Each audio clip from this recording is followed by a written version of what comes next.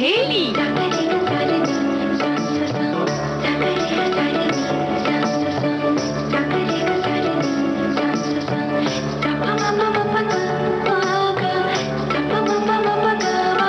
सखी सहेली।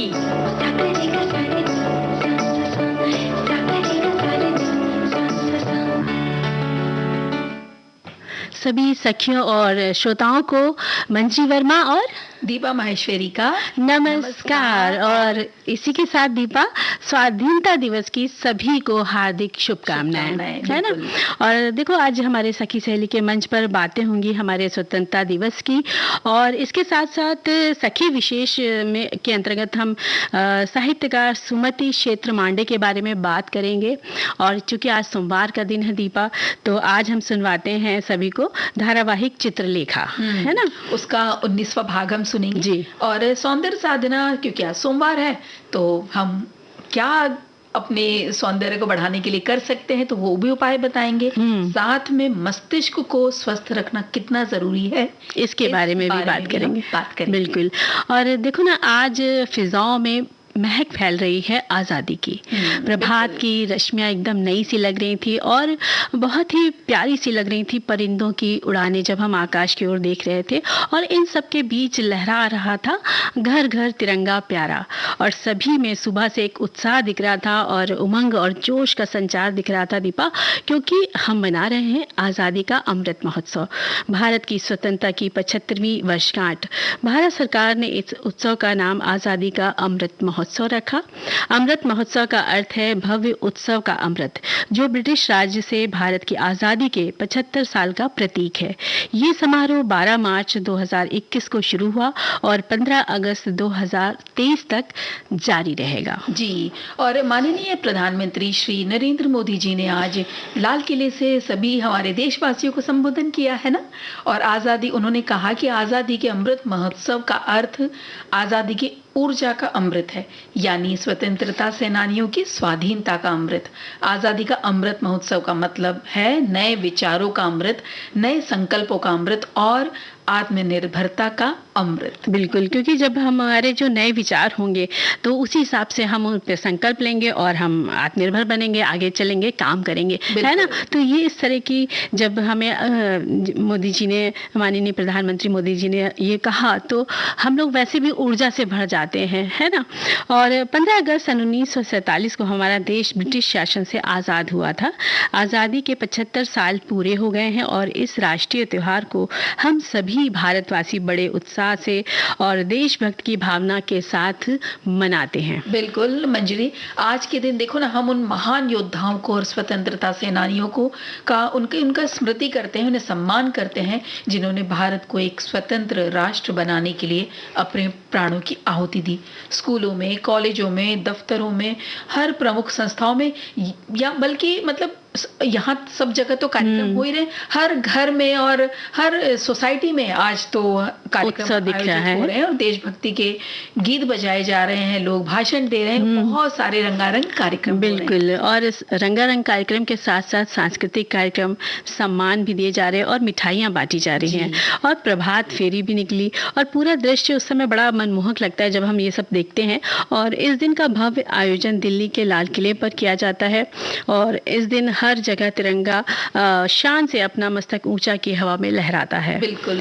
और इस दिन लाल किले पर माननीय प्रधानमंत्री राष्ट्रीय ध्वज पर तिरंगा हमारा फहराते हैं। राष्ट्रीय ध्वज को 21 तोपों की सलामी दी जाती है, राष्ट्रीय गान होता है, और फिर लाल किले की प्राचीर से प्रधानमंत्री जी वहां बैठे लोगों को और पूरे देश को संबोधित करते हैं। तीनों सेना के जवान झंडों को सलामी देते हैं। तब बड़ा ही भव्य नजारा और इतना मनमोहक लगता है वो देखना। बिल्कुल। कदम से कदम मिलाए जा, खुशी के गीत गाए जा, और देश की रक्षा, सुरक्षा और विकास की शपथ लेते हुए जब ये बातें होती हैं तो बहुत अच्छा लगता है ना, ऐसा बिल्कुल भर उठता है ना देश प्रेम। और वतन से प्यार करने वाले हर पल वतन के बारे में सोचते हैं। और ये दिन हमें उन सभी महान स्वतंत्रता सेनानियों के त्याग व बलिदान की याद दिलाता है जिन्होंने बड़ी कुर्बानियां देकर भारत माता की बेड़ियां काटी थी। हमारे फौजी सैनिक साथी जो दिन रात देश की सरहद पर मुस्तैदी से डटकर तैनात रहते हैं, रक्षा करते हैं, देश की सुरक्षा करते हैं, उन सभी को और भारत के सभी नागरिकों को स्वतंत्रता दिवस की हार्दिक शुभकामनाएं देते हैं। और हमारे बहुत सारे श्रोता हैं जो हमसे जुड़ चुके हैं, वो उन्होंने भी बहुत अच्छे अच्छे संदेश भेजे हैं। तो एक संदेश मिला है, लिखते कि स्वतंत्रता दिवस से देश को आज़ाद हुए 75 वर्ष हो चुके हैं। पूरा देश इस उपलक्ष्य में आज़ादी का अमृत महोत्सव मना रहा है। कश्मीर से लेकर कन्याकुमारी तक खुशी का माहौल है। बिल्कुल, जब माहौल इतने खुशी का हो तो क्यों ना गीत के साथ इसका और आनंद उठाए। बिल्कुल।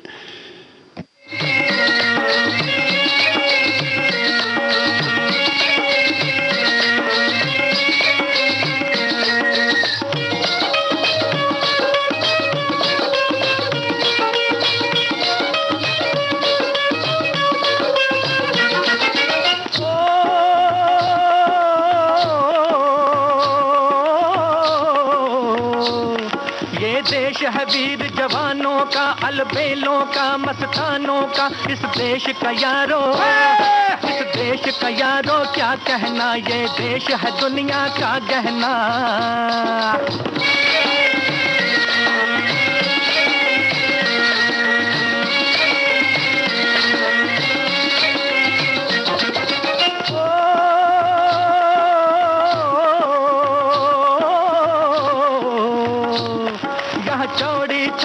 वीरों की यहाँ भोली शक्लें हीरों की, यहाँ गाते हैं रांझे, यहाँ गाते हैं रांझे, मस्ती में मचती हैं धूम में बस्ती में।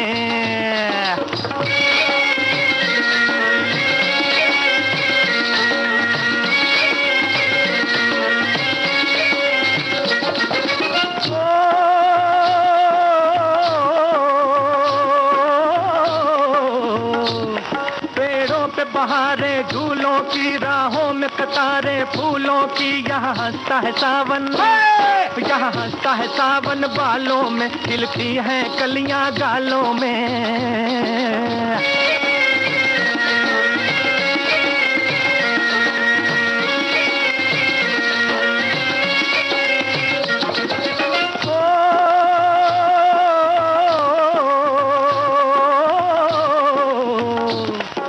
दंगल शौक जवानों के, कहीं करतब तीर कमानों के, यहाँ नित नित मेले, यहाँ नित नित मेले सजते हैं, नित ढोल और ताशे बजते हैं।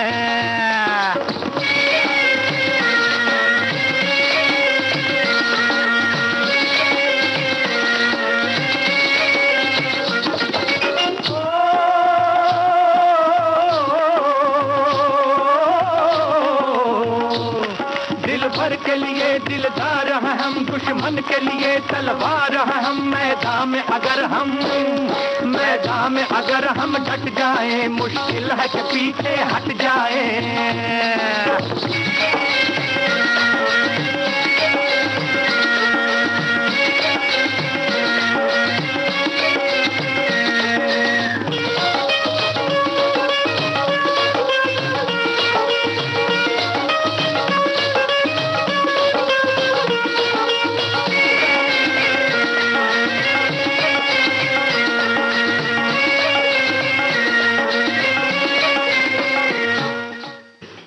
देखो बहुत सारे संदेश मिले, उसमें एक सखी का ये संदेश है कि भारत माता तेरी सदा जय हो, यूं ही नहीं मिली आज़ादी, है दाम चुकाए वीरों ने, कुछ हंस कर चढ़ गए फांसी पर, कुछ जख्म सहे वीरों ने, शत शत नमन करती हूँ वीर बलिदान शहीदों को, न्योछावर कर गए अपने प्राण, लिख गए देश का तकदीर, करती हूँ गुजारिश भारत माँ से तेरी भक्ति के सिवा कोई बंदगी ना मिले, हर जन्म मिले भारत की पावन धरा, दुनिया को जिस पर गर्व है वो प्यारा भारत देश हमारा, गंगा जमुना की माला, अंतरिक्ष में ऊंचा जाता मेरा देश।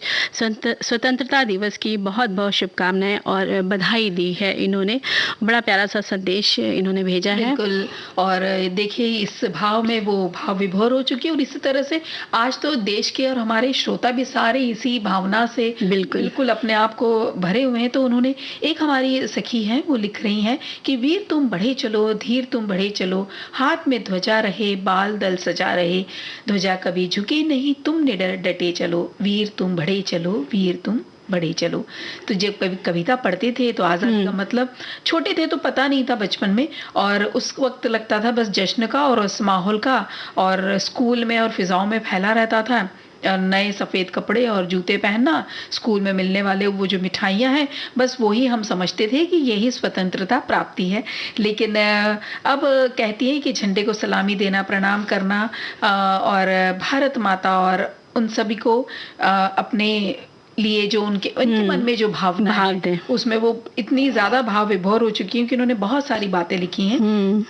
और क्योंकि ना ये चीज होती भी थी कि उस समय सभी लोग सुबह नहा धोकर प्रभात फेरी के लिए तैयार होते थे, और सभी महिला पुरुष भजन की बच्चे जो थे वो भजन कीर्तन रघुपति राघव राजा राम गाते थे, और भारत माँ के जयकारे लगते थे। बेहद लिखती हैं कि वो बेहद खुशनुमा माहौल हो जाता था, और इस तरह से कहते हैं कि सब एक दूसरे को बधाई भी देते थे आज के दिन में, है ना।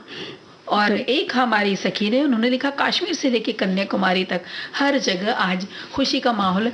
और देखो मंजरी, ये जो जितनी हमें स्वतंत्रता के जो भी हमें किस्से हैं, कहानियां हैं, अगर लेखक लेखिकाएं नहीं होती और अगर वो नहीं बताते कि उस दौरान क्या हुआ, नहीं हमें लिखा हुआ इतिहास मिलता, तो शायद आज हमें उसका महत्व नहीं समझ में। बिल्कुल सही कहा। और उसके बारे में हम जान नहीं पाते कि पिछली जिंदगी कितनी कठिनाइयों से जो आजादी आज मिली है, ये कितनी मूल्यवान है, ये धरोहर है हमारी, इसे बचा कर रखना, और इसका अब जिम्मेदारी हमारी है कि इसे हम आगे बढ़ाएं। बिल्कुल। और देखो ना, इसीलिए देखो आज जो भी है सभी लोगों ने कुछ ना कुछ तिरंगे कलर का कपड़ा पहना है, चाहे दुपट्टा डाला हो, चाहे कपड़ा पहना हो, तो चाहे बिंदी लगाई हो, चाहे गाल पर वो तिरंगा झंडा बनाया, तो सब लोग अपनी तरह से अपनी खुशी को जाहिर कर रहे हैं। और लेकिन हमारी बात अब और आगे बढ़ेगी कि आज हम सखी विशेष के अंतर्गत बात करेंगे साहित्यकार सुमति क्षेत्रमांडे का।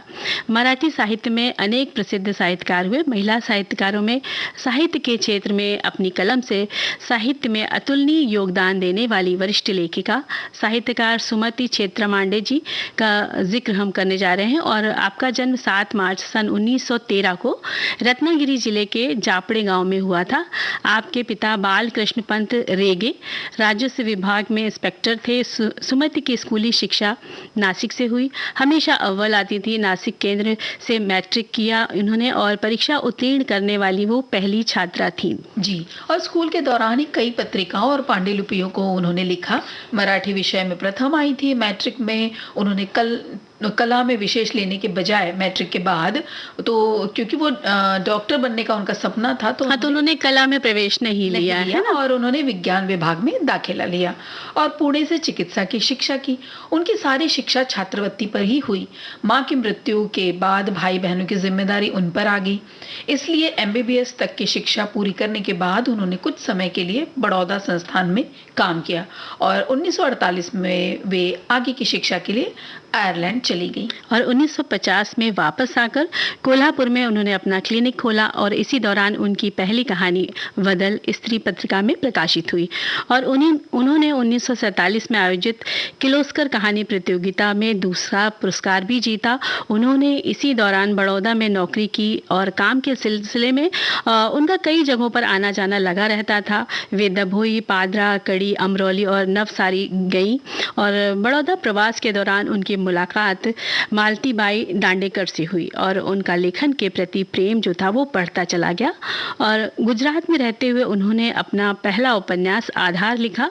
इसलिए इस उपन्यास में गुजरात के परिवेश, रीति रिवाजों और परंपराओं का प्रभाव भी देखने को मिलता है, क्योंकि वो वहाँ काफी समय तक रही थी जी। और मंजरी, आधार जो ये उपन्यास है, ये पति विहीन महिला के जीवन पर आधारित उन्होंने लिखी थी। एक ऐसी नायिका का चित्रण किया जो अपने साहस पर खड़ी होती है और विपरीत परिस्थितियों से लड़ती है। उसमें एक पारंपरिक महिला का चित्रण हमें देखने को मिलता बिल्कुल है। और गौरांग महाप्रभु के जीवन पर आधारित उनका उपन्यास अनहर वास्तव में केंद्र में गौरांग की पत्नी विष्णुप्रिया के साथ बनाया गया था। और उनके उपन्यास वृंदा पर आधारित फिल्म सुखाची सावली उस समय काफी लोकप्रिय रही। और सुमति बंगला लेखक शरद चंद्र चटर्जी के जीवन पर एक उपन्यास जीवन स्वप्न भी उन्होंने लिखा जी। और पौराणिक पात्रों को कविताओं के रूप में लेकर मेघ मल्हार, मैथिली, योगेश्वर, श्री कृष्ण, सत्यप्रिया गांधेरी, नल दमयंती जैसे कई उपन्यास लिखे। और इसके धारा, प्रतिपदा, मखमली बाड़वा, आशीष मेघ, ये सब उनके उपन्यास हैं। और इसके साथ साथ शाखरी, शार्वरी और युगांधरन, आभासी वृंदा और साबरांची शिंगे, जीवन स्वप्न भी उन्होंने लिखा। और उनका मराठी उपन्यास महाश्वेता भी बहुत लोकप्रिय हुआ और इसी पर आधारित एक सीरीज भी बनाई गई।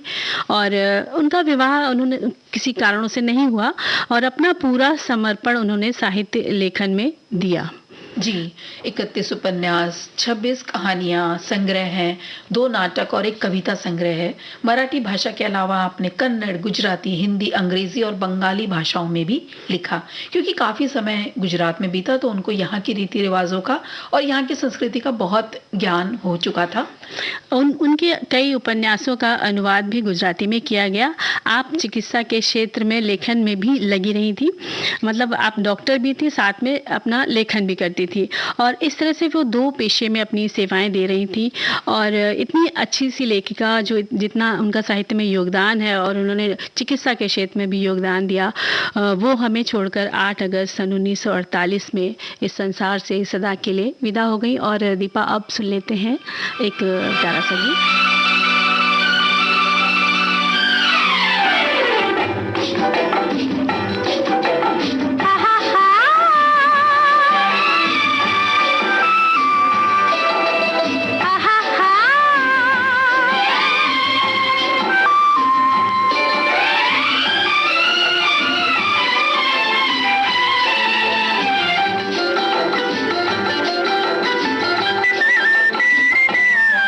चले आए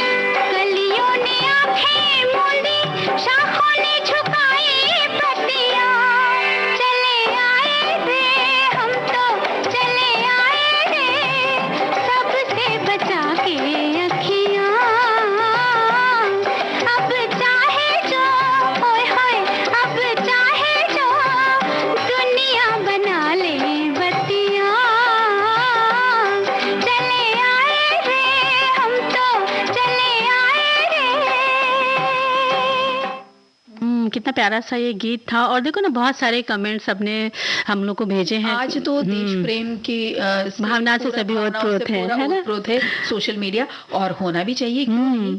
क्योंकि जब हम सब साथ हैं, परिवार है, तो यहाँ पर जब सोशल मीडिया के जरिए और देखो आज ना मालूम पड़ रहा है कि कितनी मन में ऊर्जा सारे की हमारे सभी और सुनने वाले। हाँ, और दीपा देखो ये जो आज का दिन है ना, तो हम लोग को भी अपने वो स्कूल के दिन बहुत याद आ रहे हैं कि हम लोग कैसे कैसे इस दिन जाते थे तैयार होकर के एकदम, और सबके बाद हम लोग को इंतजार होता था कि कब वो लड्डू के पैकेट मिले। तो ये होता था कि बच जाए, अगर टोकरी में बांटती थी टीचर तो लगता था वो एक बार और राउंड में हम चले जाए और मिल जाए, है ना।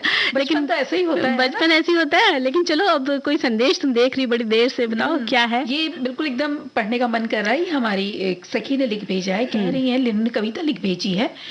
निज देश मेरी वो मातृभूमि भारत, वहाँ पर बसता है हिमालय सा गर्व लिए और फूलों सा जो हंसता है, मेरी धड़कन और अभिमान मेरा भारत वहाँ पर बसता है।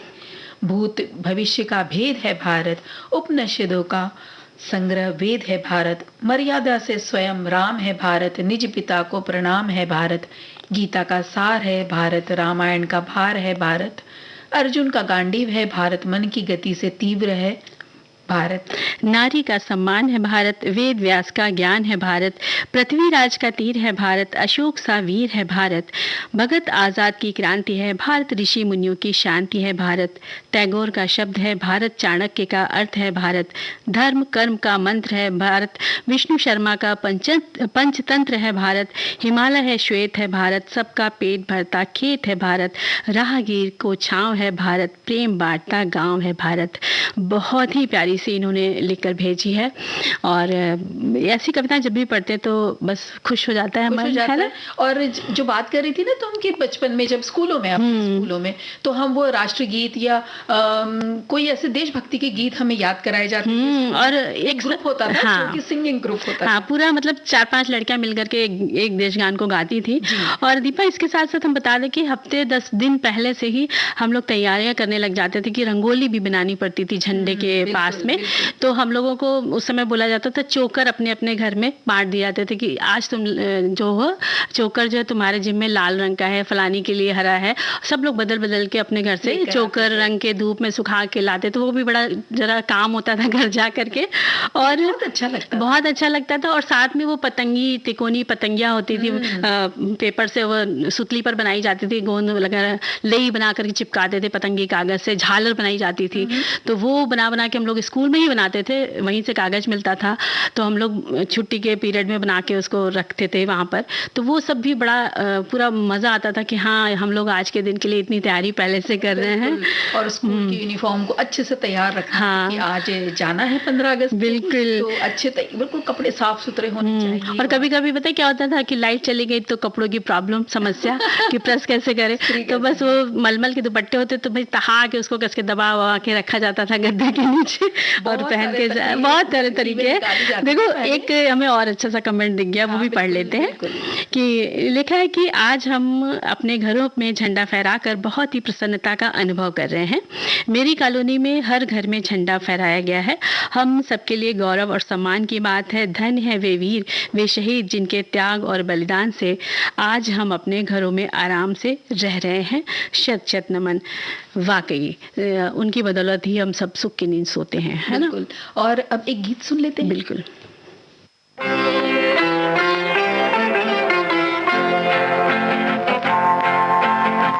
गोरे गोरे चांद से मुख पर काली काली आंखें हैं। गोरे गोरे चांद से मुख पर काली काली आंखें हैं। देख के जिनको नींद उड़ जाए वो मतवाली आंखें हैं।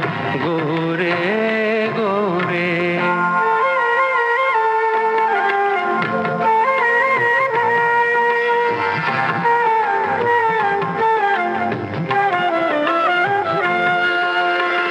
मुंह से पल्ला क्या सर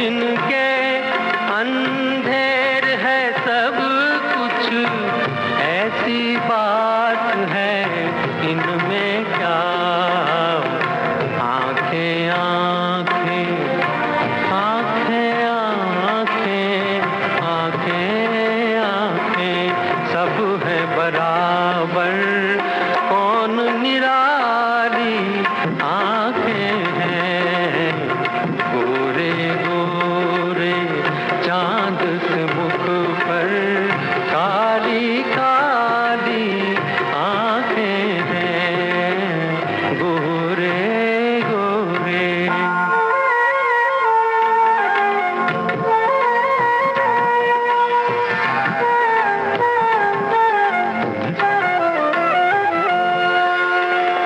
बेदेखे आराम नहीं है, बेदेखे आराम नहीं है, देखे तो दिल का चैन गया, देखने वाले देखने वाले देखने वाले यूं कहते हैं, भोली भाली आंखें हैं, देख के जिनको नींद उड़ जाए, वो मतवाली आंखें हैं, गोरे गोरे चांद से मुख पर काली काली आंखें हैं।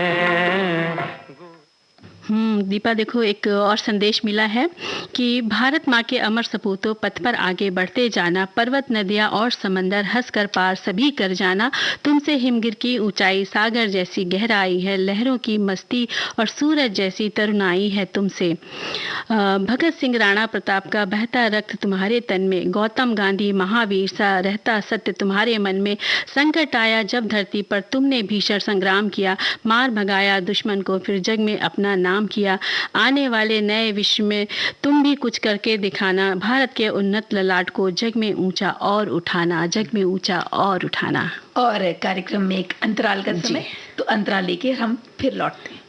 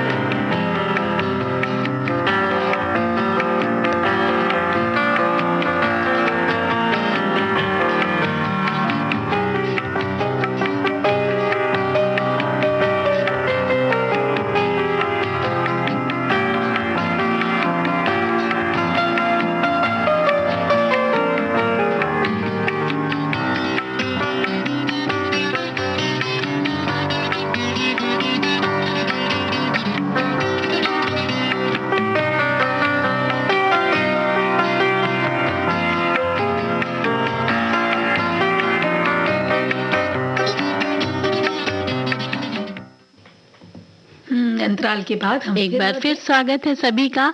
और अब समय हो चला है धारावाहिक चित्रलेखा का, है ना? तो सबको सुनवाते हैं धारावाहिक चित्रलेखा।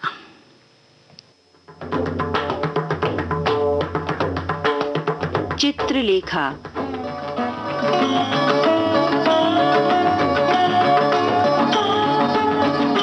भगवती चरण वर्मा के प्रखर चिंतन से जन्मा हिंदी का बहुआयामी उपन्यास चित्रलेखा।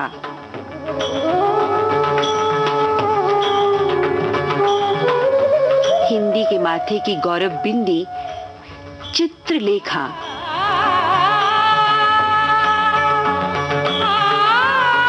पिछली कड़ी में हमने पढ़ा कि चित्रलेखा ने बीजगुप्त के आग्रह को आज्ञा मानकर नाचना आरंभ कर दिया था। आर्य श्रेष्ठ का भवन चित्रलेखा के घुंघरों की झंकार से गूंज रहा था। आइए नृत्य के इसी सुरीले आनंद के साथ आरंभ करें आज का पठन।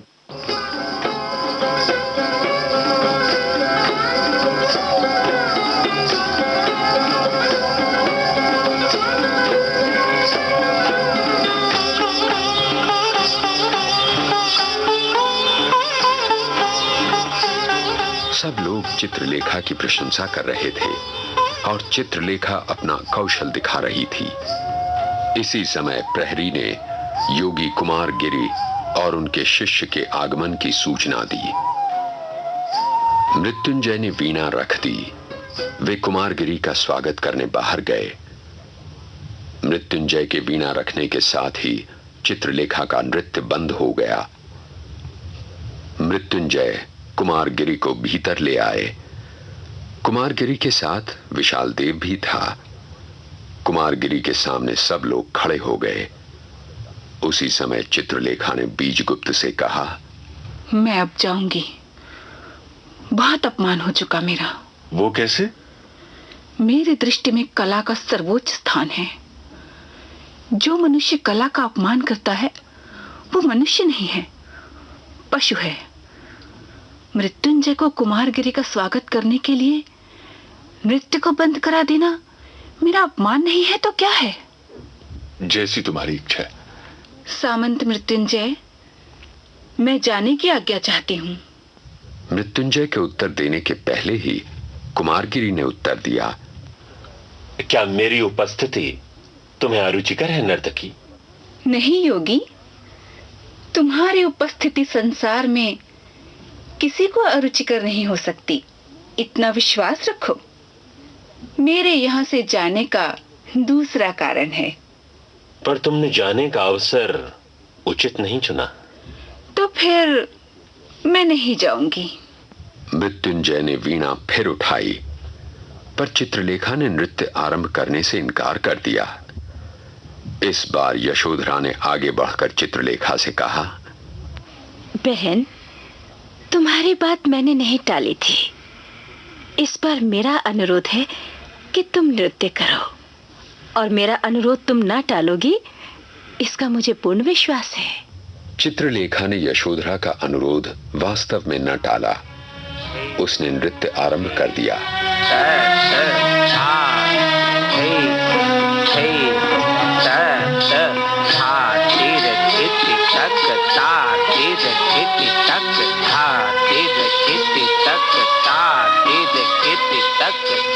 योगी कुमारगिरी ने यशोधरा की ओर देखा और थोड़ी देर तक वे एकटक यशोधरा की ओर देखते रहे। योगी ने चित्रलेखा और यशोधरा की तुलना आरंभ कर दी। दोनों ही उच्च कोटि की सुंदरियां थीं, पर एक में मादकता प्रधान थी और दूसरी में शांति।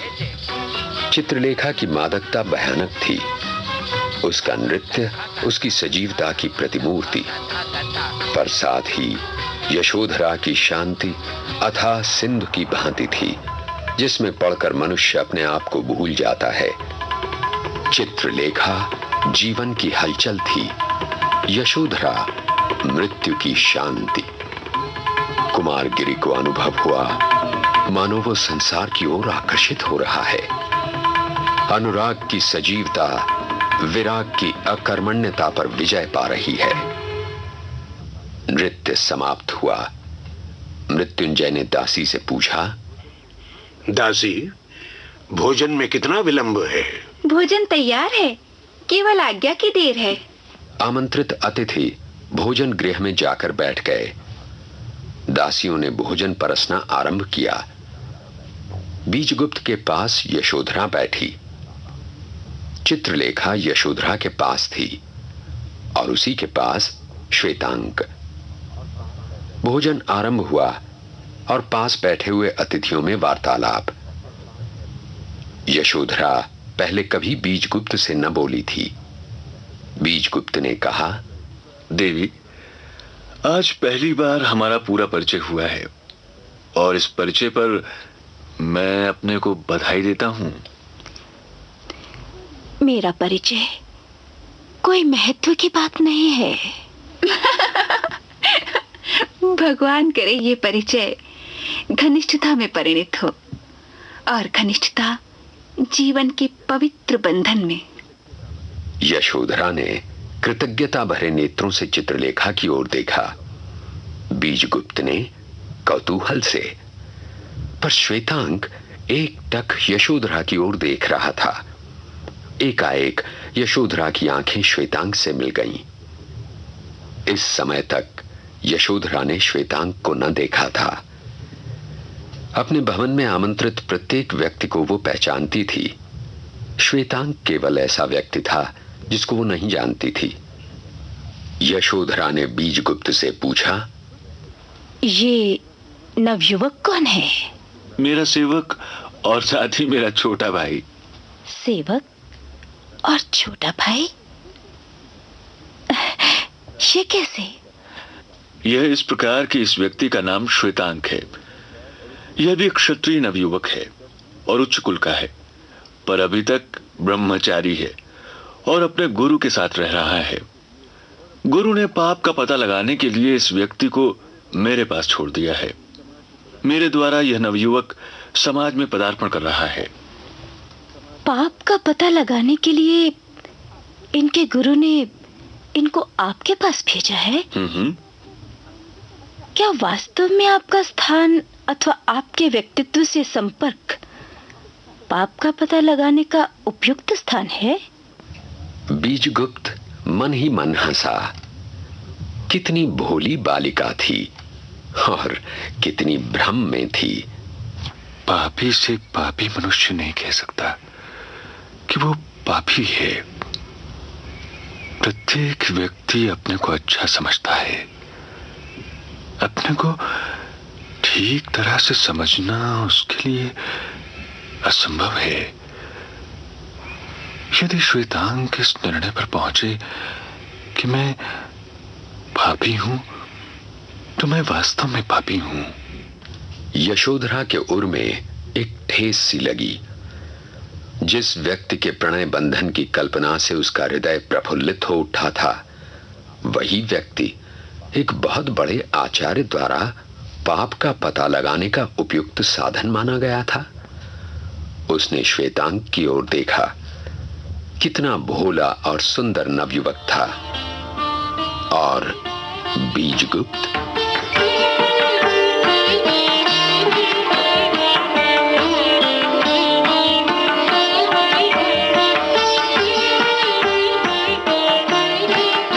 अनावश्यक अतिथियों के चले जाने के बाद नाटक के प्रधान अभिनेता ही रह गए।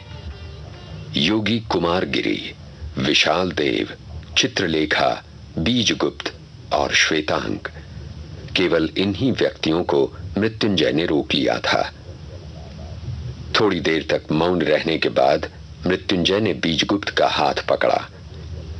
उन्होंने भरे हुए गले से कहा, सामंत बीजगुप्त, इस उत्सव में एक बड़ा रहस्य छिपा था और उस रहस्य से तुम्हारा बड़ा घनिष्ठ संबंध है।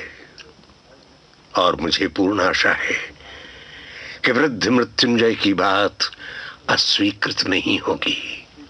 देव, स्वीकार करना अथवा न करना प्रस्ताव की उपयुक्तता और परिस्थिति की अनुकूलता पर निर्भर होता है। आपका प्रस्ताव जैसा होगा उसके अनुसार मेरा उत्तर भी होगा। बीजगुप्त, तुम्हारा विवाह अभी तक नहीं हुआ? शास्त्रानुसार तो नहीं। तो क्या शास्त्र के बिना भी विवाह हो सकते हैं? स्त्री और पुरुष के चिरस्थायी संबंध को ही तो विवाह कहते हैं। पर विवाह शब्द समाज द्वारा निर्मित है। शास्त्र स्त्री और पुरुष के संबंध को पवित्र बनाकर समाज में मान्य करा देता है। बीजगुप्त, तुम अर्ध सत्य की शरण ले रहे हो। योगीराज, सत्य आधा नहीं होता, वो पूर्ण होता है। पर यह तर्क वितर्क का समय नहीं है, इसलिए इस समय उत्तर देना अनुचित होगा। आर्य मृत्युंजय, मैंने कहा था कि मेरा विवाह शास्त्रानुसार नहीं हुआ है। इसको स्पष्ट कर देना आवश्यक होगा। लोक की दृष्टि में मैं अविवाहित हूं, पर मैं वास्तव में विवाहित हूं। चित्रलेखा मेरी पत्नी है। यद्यपि चित्रलेखा का पाणी ग्रहण मैंने शास्त्रानुसार नहीं किया है और समाज के नियमों के अनुसार कर भी नहीं सकता हूं, फिर भी मेरा और चित्रलेखा का संबंध पति और पत्नी का सा है। मैं प्रेम में विश्वास करता हूं और ऐसी स्थिति में मेरा विवाह करना असंभव है।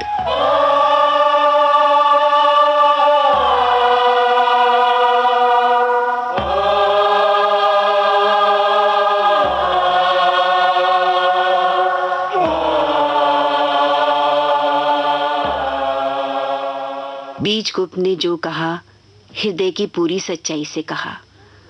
उसके कथन में कोई संकोच या छल रंच मात्र भी नहीं था। किंतु योगी कुमारगिरी के विचार भी क्या ऐसे ही निश्चल कहे जा सकते हैं? और चित्रलेखा क्या सोच रही थी?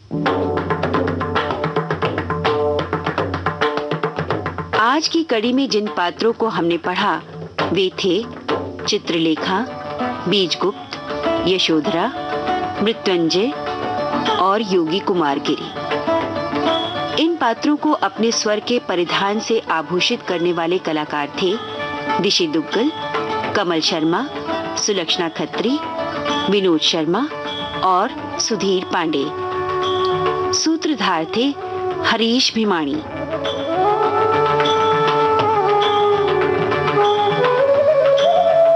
इस प्रसारण के सहायक राजेश मलिक और इस रेडियो पठन की परिकल्पना श्रोताओं तक पहुंचाने वाले विजय लक्ष्मी छाबड़ा और लोकेंद्र शर्मा।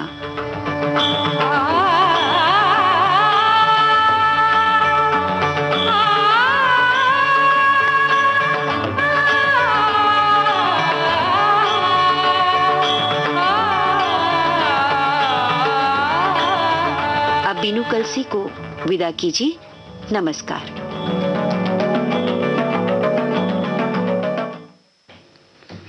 तो दीपा, अभी सबने सुना धारावाहिक चित्रलेखा, तो मन तो प्रसन्न हो ही गया होगा, है ना?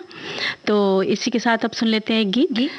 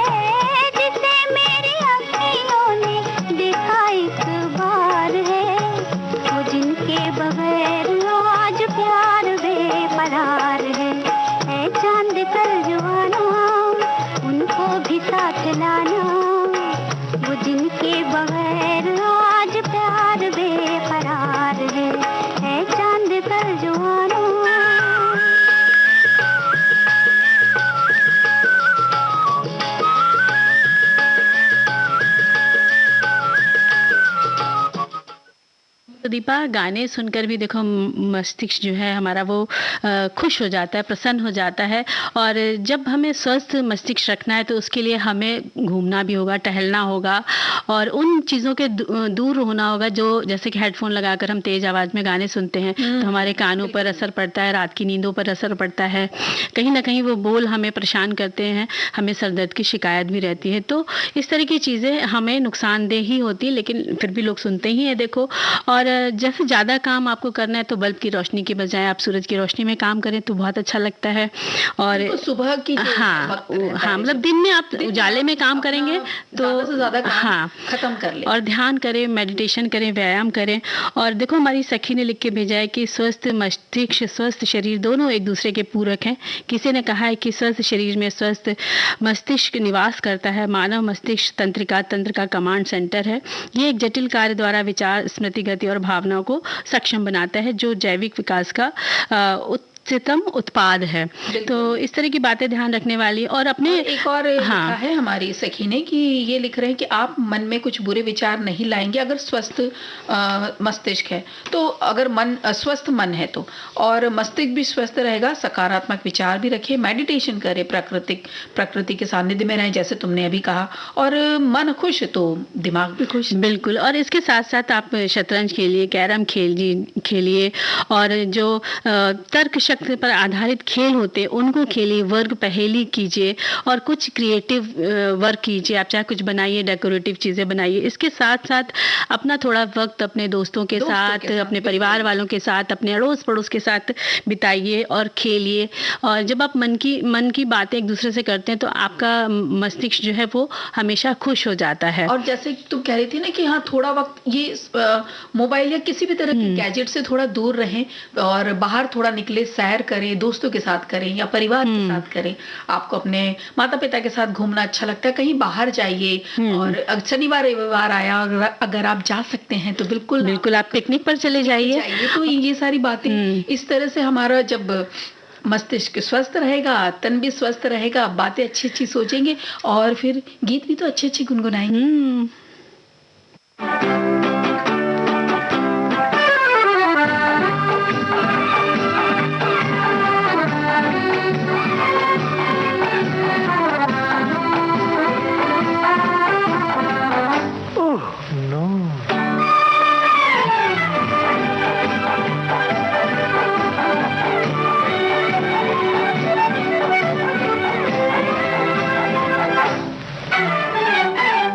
तेरी सूरत से नहीं मिलती किसी की सूरत, तेरी सूरत से नहीं मिलती किसी की सूरत। हम जहां में तेरी तस्वीर लिए फिरते हैं, तेरी सूरत से नहीं मिलती किसी की सूरत।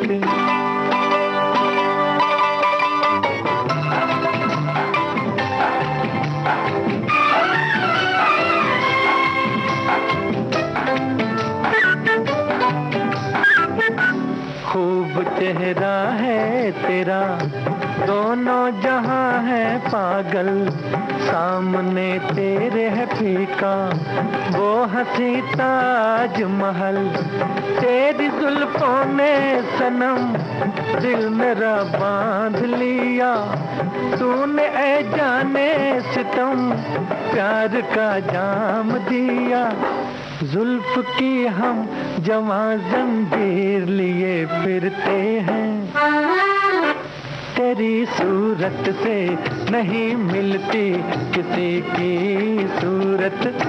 हम जहां में तेरी तस्वीर लिए फिरते हैं, तेरी सूरत से नहीं मिलती किसी की सूरत।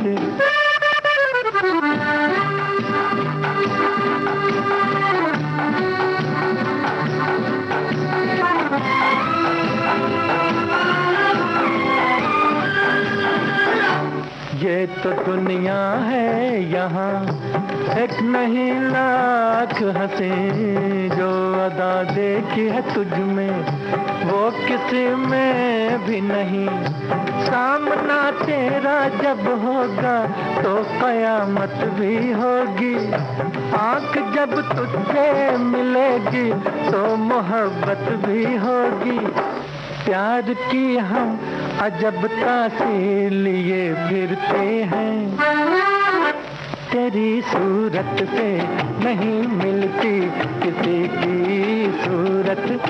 हम जहां में तेरी तस्वीर लिए फिरते हैं, तेरी सूरत से नहीं मिलती किसी की सूरत।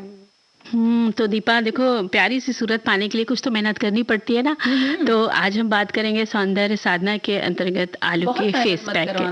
नहीं ज्यादा नहीं कराएंगे। देखो हमारे श्रोताओं ने लिखकर भेजी है।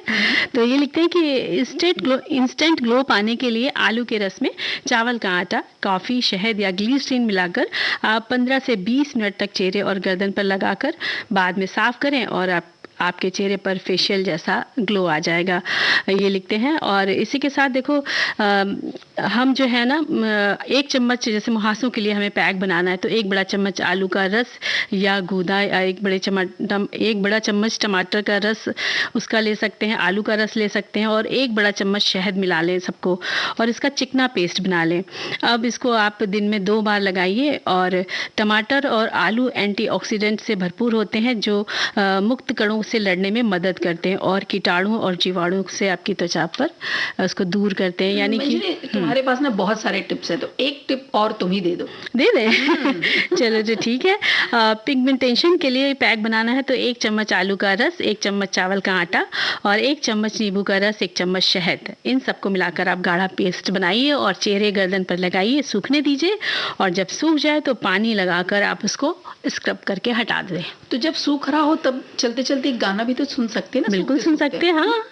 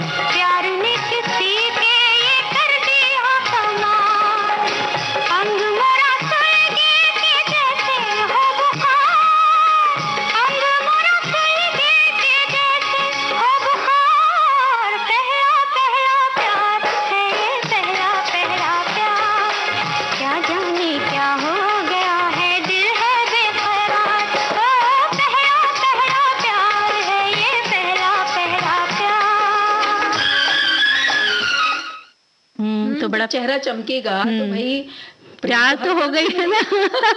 अपने चेहरे से प्यार कीजिए, खुश रहिए, स्वस्थ रहिए, है ना, परिवार से कीजिए, दोस्तों से कीजिए, सबसे कीजिए। और हमारी तरफ से आज के दिन की बहुत सारी शुभकामनाएं लीजिए। तो अब समय समाप्त हो चला है, तो मंजरी वर्मा और दीपा माहेश्वरी का नमस्कार।